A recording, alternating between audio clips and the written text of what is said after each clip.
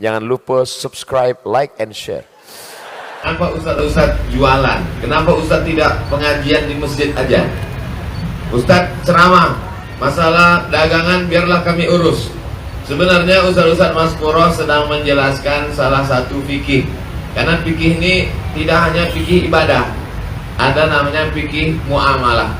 Selama ini yang dijelaskan itu fikih ibadah, sholat sunat, sholat wajib, ada namanya rukun syarat, ada namanya yang membatalkan, ada sholat duha, sholat tahajud, sholat witir, sholat sunat tasbih, sholat sunat hajat. Ada namanya fikih haji, itu ibadah. Tapi ada satu lagi yang disebut dengan fikih muamalah. Fikih muamalah adalah terkait tentang hutang piutang, tentang gadai menggadai, tentang baik jual beli, tentang rohan gadai, tentang murabahah permodalan, tentang mudharabah bagi hasil. Yang selama ini itu hanya diajarkan teori, bahkan di sebagian masjid tidak diajarkan lagi. Jadi nanti kalau ada yang bertanya, kenapa Ustadz Mas Puro perlu buka Yolala Mas Puro? Karena sebenarnya Ustadz ingin mengajarkan apa itu fikih muamalah, bagaimana cara berjual beli. Di UIN, di IAIN dulu yang sekarang berubah menjadi UIN itu, ibu-ibu, bapak-bapak, ada namanya fakultas syariah. Di fakultas syariah itu ada namanya jurusan muamalah. Muamalah itu artinya ekonomi Islam. Dan saya kalau ceramah di mana-mana itu tidak keluar dari tiga. Yang pertama perbaikan pendidikan, yang kedua perbaikan ekonomi, yang ketiga perbaikan politik. Perbagian pendidikan, mari kita mengaji di masjid non formal. Untuk yang formal, mari kita masukkan anak sekolah SD Quran, STK Quran, SD Quran, SMP Quran, SMA Quran. Lalu kemudian yang perbaikan ekonomi, mari belanja ke tetangga. Belanjalah dengan cara baik dengan saudara-saudara kita, karena uangnya berlebih, nanti dia akan berzakat, berwakaf, berinfak, dan bersedekah. Yang ketiga, perbaikan politik. Pilihlah anggota legislatif, calon-calon pemimpin pilkada yang peduli kepada ajaran Islam. Dimanapun saya ceramah, 3 poin itu yang selalu saya sampaikan. Jadi hari ini Ustadz tidak hanya sekedar bicara apa itu tangan di atas lebih baik dari tangan di bawah, apa itu mencari harta dunia, selesai sholat iza qudiyati sholat fantashiru fil ard, bertebaranlah di atas muka bumi, wabtaghu min fadlillah, carilah rezeki karunia Allah. Hari ini ustadz-ustadz di Palembang yang tergabung dalam Mas Puro bisa berkata, kalau ada umat jamaah yang bertanya, ustadz yang cuma pengajian aja menjelaskan jual beli, ambil untung, jauhi dari riba. Ustadz yang selama ini hanya ceramah, jangan sampai makan ada lemak babinya, jagalah makananmu, doamu akan dikabulkan Allah. Itu hanya ceramah saja di masjid. Mana buktinya Pak Ustadz? Buktinya datanglah ke Yolala Mas Puro. Ini bukti real nyata. Jadi apa yang dilakukan hari ini tidak bertentangan dengan sunnah. Bahkan inilah sunnah itu. Pakai sorban itu sunnah, pakai jenggot itu sunnah, pakai baju jubah putih itu sunnah, pakai gosok gigi siwak itu sunnah. Tapi juga berniaga, berdagang adalah sunnah. Kata Nabi SAW, rezeki yang paling bagus adalah kasbur rajul biyadih, mencari makan dengan tangannya sendiri. Orang kalau tidak punya usaha, dia akan makan dari agamanya. Makanya orang yang zuhud sekalipun, dalam kitab Ar-Risalah Al-Qushairiyah disebutkan tentang seorang yang zuhud, maka mereka punya usaha. Ada namanya Imam Junaid Al-Baghdadi. Imam Junaid Al-Baghdadi orang yang zuhud, tak penting dunia, kerjanya hanya berzikir. Tapi dia tetap mati ditanya Allah, apa usahamu? Dia punya satu toko, dan kalau pagi dia pergi ke pasar, dia buka tokonya. Kalau ada pembeli dia layani, kalau tak ada pembeli dia sholat sunat. Kalau ada pembeli dia layani, tak ada pembeli dia sholat sunat. Asal habis 400 rakaat dia tutup tokonya, dia pulang ke rumah. Karena nanti dia akhirat akan ditanya, apa usahamu? Nanti ustaz-ustaz akan ditanya di hadapan Allah, apa usahamu? Maka yang bisa menjawab itu adalah Ustadz Mas Puro. Usaha kami adalah Yolala Mas Puro. Ketika Ustadz Somad ditanya, hai Abdul Somad, apa usahamu? Aku ikut menggunting pitanya. Jadi ini melepaskan tanggung jawab di hadapan Allah Subhanahu wa Ta'ala. Apapun minumnya, makanannya Yolala Mas Puro. Apapun makannya, minumannya oke. Tapi persen untuk saya belum jelas lagi nih. Saya sampai hari ini semua endorse itu tidak pernah saya ambil seperak haram pun. Semua endorse itu karena ini adalah usaha membangkitkan ekonomi Allah hanya suruh kau ambil bambu, pasang kail mata pancing, pasang tali pancingnya, kasih umpan cacing atau kodok, udah selesai. Masalah ikan apa yang datang itu urusan Allah SWT. Urus urusan kita, urusan Allah biar Allah yang ngurus. Jangan sibuk ngurus urusan Allah sampai kita lupa urusan kita. Kenapa kau tak pasang pancing? Iya kalau ada ikannya. Kalau tak ada, masalah ada tak ada ikan itu urusan Allah. Ambil bambu, ambil kayu, pasang mata kail pancing, kasih umpan. Ikan apa yang datang? Itu urusan Allah SWT. Dipasang 10 mata kail pancing, tarik yang satu, umpannya hilang. Tarik yang satu, pancingnya hilang. Tarik yang satu, talinya putus. Tarik yang satu, hilang semuanya. Husnuzon pada Allah, pulang ke rumah. Rupanya Allah mau kasih kita ikan masak. Duduk di rumah, datang ikan pindang yang sudah masak. Itu urusan Allah. Tak ada yang sulit bagi Allah. Innama amruhu idza arada syai'an kun fayakun. Jadi nanti kalau ada yang bertanya, kenapa itu Ustaz Maskurah itu kalau ini kan urusan dia pengajian saja di masjid. Pengajian di masjid itu teorinya. Selama ini prakteknya sholat sunat tasbih sudah, sholat sunat istisqa sudah. Mereka sekarang sedang mempraktekkan fikih muamalah dagang. Inilah pendidikan umat yang sesungguhnya. Maka insya Allah rekaman kita hari ini disiarkan kemanapun juga, nanti ditonton oleh jamaah dimanapun berada. Maka jamaah di seluruh dari mulai Aceh sampai Papua, Sulawesi, Makassar, Banjarmasin terinspirasi dengan yang dilakukan Mas Purah di kota Palembang insya Allah. Selama ini Ustadz terpecah belah dengan ormasnya, dengan partainya, dengan calegnya, dengan kelompoknya, dengan mazhabnya, dengan pesantrennya. Lalu kemudian ustadz-ustadz menyatu dalam sebuah persatuan yang luar biasa bernama Mas Purah. Pengajiannya juga menyatu dalam majelis yang besar di Benteng Kuta Besar. Masalah kesatuan ustadz-ustadz para habaib sudah selesai. Sekarang naik ke fase yang kedua, bagaimana membangkitkan ekonomi umat. Tapi ini baru 2 saja yang dipenuhi. Di antara kebutuhan umat baru hanya 2, minuman dengan makanan. Minumannya oke-oce, makanannya yolala. Yolala itu tadi sudah dijelaskan oleh Pak Gubernur. Yolala itu artinya yolah nian. Memang betul-betul inilah dia, tak ada yang lain maksudnya itu. Nah, tapi kalau kita perhatikan keperluan umat tidak hanya makanan dan minuman. Sekarang coba kita inventarisir keperluan umat dari mulai bangun pagi. Bangun pagi dia masuk ke kamar mandi, dia mandi. Sekarang sabunnya ternyata bukan punya kita. Maka ke depan insya Allah Mas Purah juga memproduksi sabun. Habis itu dia mandi, dia pakai sampo. Ternyata samponya punya si Macron yang mengejek Nabi.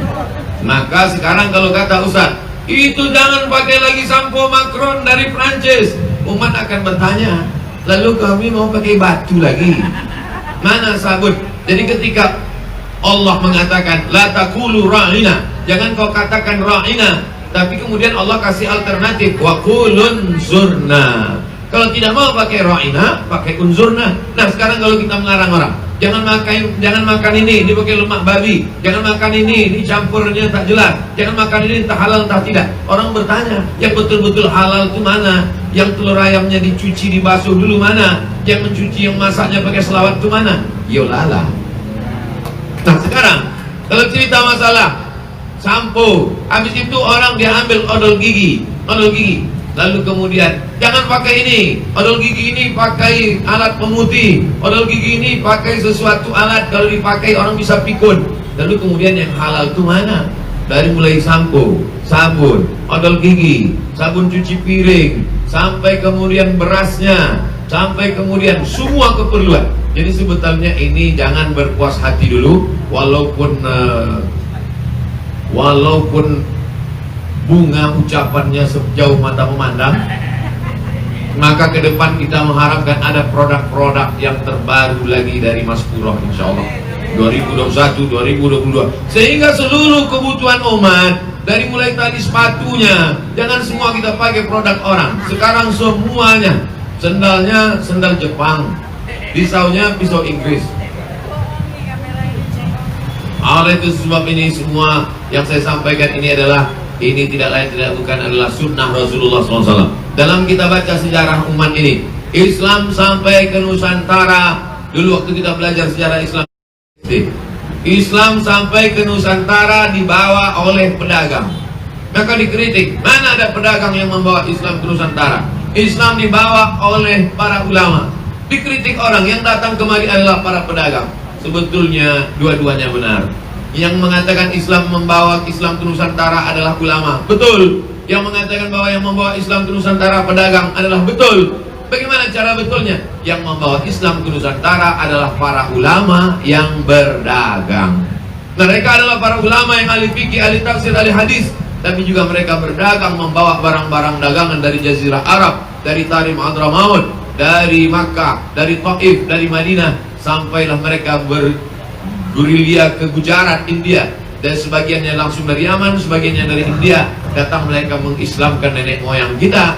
Lalu kemudian akhlak mereka yang baik, jujur dalam timbangan, jual belinya tidak menipu. Itulah yang membuat nenek moyang kita yang waktu itu menyembah batu, menyembah binatang, menyembah pokok kayu, menyembah hantu, menjadi terpukau mereka dengan ajaran Islam. Jadi mereka tidak datang kemari membawa pedang mengancam. Siapa orang Nusantara tidak bersadar pancung kepalanya, tidak. Tapi melalui hubungan dagang yang luar biasa itulah maka nenek moyang kita bersyahadat asyhadu an la ilaha illallah wa asyhadu anna muhammadan rasulullah. Dari mana kita tahu kalau orang itu jujur, amanah? Dari mana kita tahu bahwa dia orangnya baik? Dari mana kita kalau tidak berhubungan muamalah? Hari ini Yolala Maskuro sedang mengajarkan kita mengulang sejarah balik zaman dulu, karena ibunya sudah banyak ditinggalkan oleh para asatidz, para habaib, para ulama, maka diperlihatkan kembali. Beginilah agaknya. Poin yang pertama, ini ajaran Islam. Poin yang kedua, meningkatkan ekonomi umat. Poin yang ketiga, kenapa ibu-ibu mesti hadir pada acara ini? Karena kunci dari segala sesuatu hari ini adalah ibu-ibu. Dari mulai sales jualan kompor sampai tas kulit, semua melibatkan ibu-ibu. Kalau disampaikan kepada 100 bapak-bapak, itu yang mengingat sampai ke rumah paling tinggal 50. Sampai di rumah yang bisa menceritakannya ulang tinggal 20. Yang didengar oleh orang di rumah tinggal 10. Yang mau mengamalkannya tinggal 5. 100 orang laki-laki sampai ke rumah hanya tinggal 5 saja. Tapi kalau perempuan 100 orang mendengarkannya, dibawanya pulang ke rumah menjadi 200. Karena suaminya ikut dia semua. Didengarkan oleh anaknya menjadi 300. Didengarkan oleh menantunya menjadi 400. Didengarkan oleh cucunya menjadi 500. Walaupun di hadir yang di depan saya ini ada 100 orang, ini akan pulang dan besok akan membawa 500 ke Yolala Maskuro. Percaya tak percaya, mau tak mau, yakin tak yakin, apa yang saya sampaikan ini adalah bukti nyata.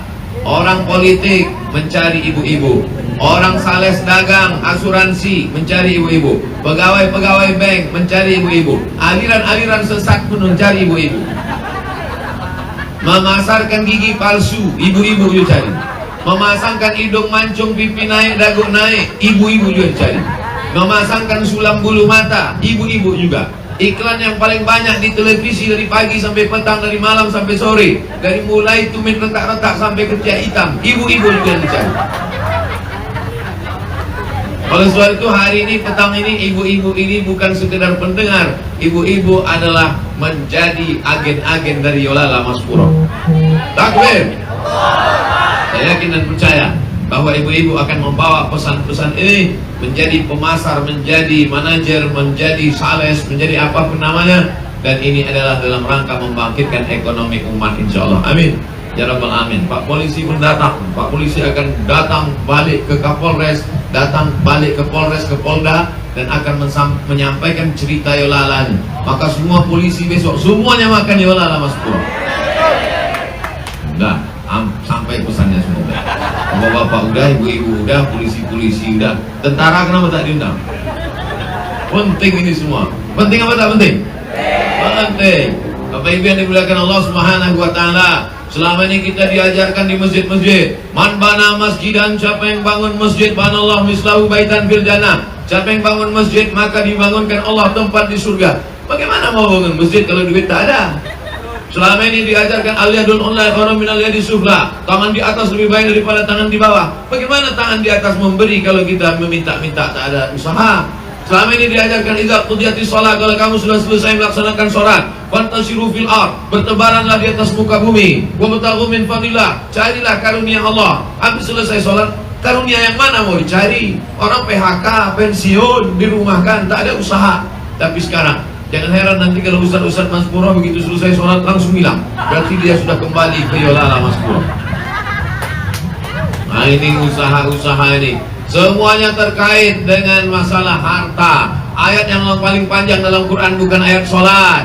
Ayat yang paling detail dalam Quran bukan tentang ayat puasa. Ayat puasa cukup satu ayat saja. Ya ayyuhalladzina amanu kutiba alaikumusyamu kama kutiba alal ladzina min qablikum la'allakum tattaqun. Tapi ayat yang paling penting, paling panjang dalam Quran, surat Al-Baqarah 282. Ya ayyuhalladzina amanu, hai orang beriman, idza tadayantum bidainin ila ajalin musamman faktubuh. Kalau kamu menjalin transaksi hutang sampai batas waktu tertentu, tulislah. Ayat yang paling panjang dalam Quran tentang ayat duit. Ayat yang paling detail dalam Al-Quran. Tak ada dalam Quran salat zuhur 4 rakaat tidak bersuara, salat maghrib 3 rakaat 2 bersuara, 1 tak bersuara, salat isya 4 rakaat 2 bersuara, 2 tak bersuara, salat subuh 2 rakaat bersuara pakai kunut. Tak ada dalam Quran, cukup dalam hadis Nabi. Tapi tentang masalah detail 1/4, 1/3, 1/2, 1/6, 1/8 adalah ayat tentang materi, tentang duit, yaitu ayat tentang warisan. Oleh sebab itu kalau ada orang Islam mengatakan ekonomi tidak penting, maka ekonomilah yang paling penting. Dengan ekonomi politik bisa bangkit, dengan ekonomi masjid bisa dibangun, dengan ekonomi umat menjadi semangat. Kada al-faqru ayyakuna kufran, hampir saja kefakiran membuat orang menjadi kafir. Antara fakir dan kafir tipis setipis kulit bawang. Maka salah satu usaha adalah membangkitkan ekonomi umat dengan belanja ke Yolala Mas Puro. Dunianya selamat, akhiratnya dapat insyaallah. Kalau kau kejar akhirat, maka dunia akan bersimpuh sujud di bawah tapak kakimu. Tapi kalau dunia yang kau kejar, akhirat pasti melayang.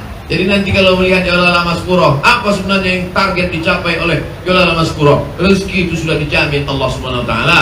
Wa ma min dabbatin fil ardi illa 'ala Allah rizquha. Segala yang melata di atas muka bumi ini sudah dijamin Allah rezekinya. Tapi rezeki yang tidak diusahakan tidak akan mungkin dapat. Karena kita ahlu sunnah wal jamaah, kita berkeyakinan bahwa ada al-kasbu wal ikhtiar, ada usaha. Usaha yang dilakukan hari ini adalah sunnah, karena kita bukan golongan ahlul bid'ah wal dhalalah. Kita adalah ahlu sunnah wal jamaah. Nanti kalau ada orang bertanya, kenapa Mas Puro mesti buka Yolala Mas Puro? Karena disitulah diajarkan fikih muamalah. Kenapa Mas Puro membuka Yolala Mas Puro? Karena disitulah perbedaan antara ahlu sunnah dengan ahlul bid'ah. Kenapa Yolala Mas Puro membuka Yolala Mas Puro? Kenapa mesti dibuka oleh Ustaz Mas Puro? Karena mereka ingin meningkatkan ekonomi umat. Bisa jawab? Jawab. Tak bisa jawab? Dengar rekamannya. Maka insya Allah ini dapat menyelamatkan kita semua dari kefakiran, kemiskinan, sehingga umat ini bangga menjadi seorang muslim, sehingga umat ini terjamin makanannya. Kalau sudah terjamin makanannya, maka doanya dikabulkan Allah. Atib mata'amak takun mustajabat dakwah. Jaga makananmu, maka doamu akan dikabulkan Allah Subhanahu wa taala. Demikian yang dapat saya sampaikan. Terima kasih atas segala perhatian. Mohon maaf atas segala kekhilafan dan kesilapan.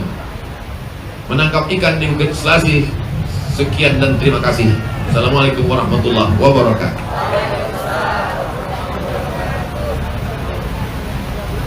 Jazakumullah khairul jaza pada Ustaz Haji Abdul Somad yang telah menyampaikan tausiahnya.